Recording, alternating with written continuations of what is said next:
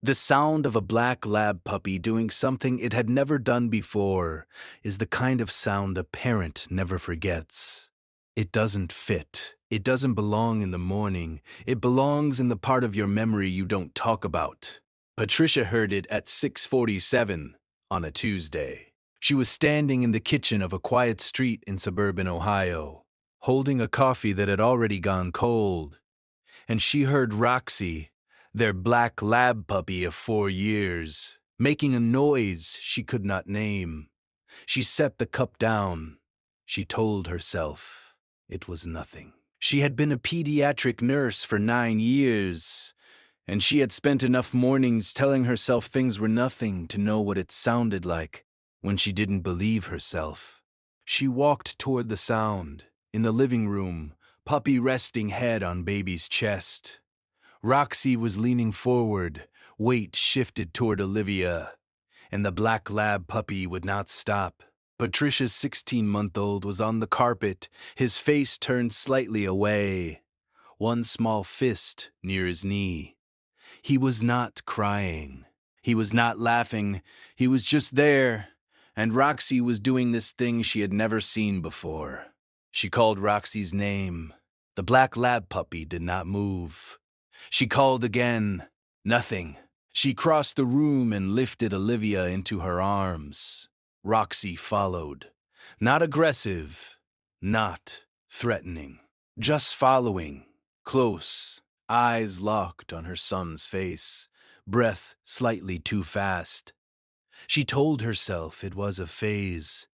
She told herself dogs got strange sometimes. She told herself she had seen worse in her years working with families, and that this was a behavior she would correct gently, the way she corrected everything, with patience, with structure, with the calm professional voice she used at work. She did not know yet that Roxy was the only one in the room who understood what was happening. By mid-morning, the behavior had repeated 3 times. Roxy would settle, then return. Roxy would lie down, then rise and come back. Patricia watched from the kitchen and felt the slow accumulation of a feeling she did not want to name.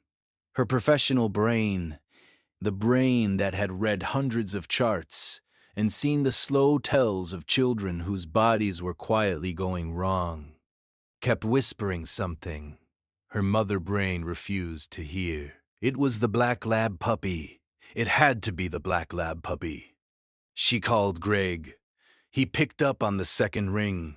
She told him what she had seen. She heard her own voice, measured, clinical, the voice she used when she was about to tell a parent something they did not want to hear.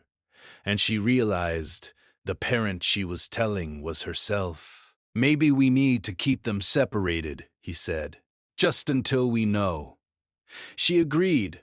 She could feel the door closing as she said it. She could feel the part of her that had loved this black lab puppy for 4 years, stepping back to let the part of her that was a mother make the decision.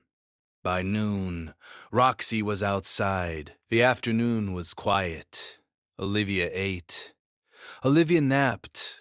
Patricia stood at the window and watched Roxy pace the back patio in slow, deliberate lines, never taking eyes off the door. She told herself this was the right thing.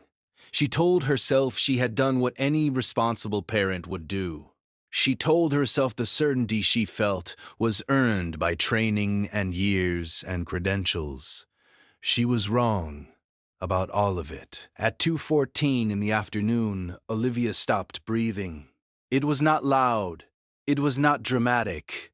It was the way real emergencies arrive, the way her training had told her they always arrived, quietly while you are looking at the baby monitor on the dresser, while you are folding a small pair of socks, while you are halfway through a thought about dinner. She heard Roxy first, not from outside, from the patio door. The black lab puppy was hitting the glass with a force that did not belong to a 4-year-old family pet. It was the sound of an animal that had decided the door no longer applied.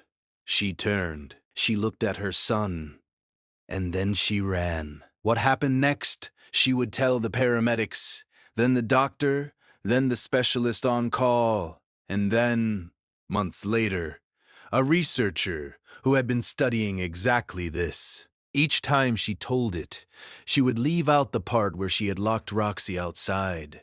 Each time she would feel the same heat rise behind her eyes. The doctor who finally explained it was a young woman with quiet hands.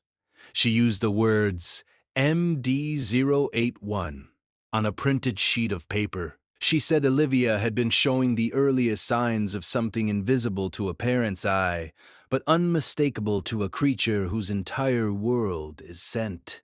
She said dogs had been documented detecting this kind of change as much as 45 minutes before any human instrument could. She said another 9 minutes and the conversation would have been very different. Patricia did not cry in the hospital. She cried in the car. She cried on the way home. She cried opening the back gate, where Roxy was still standing, still watching, still doing the only job he had ever assigned himself. She knelt on the cold concrete of the patio. She did not say much. She said his name and she said one other thing, and she did not say it twice. Roxy hesitated.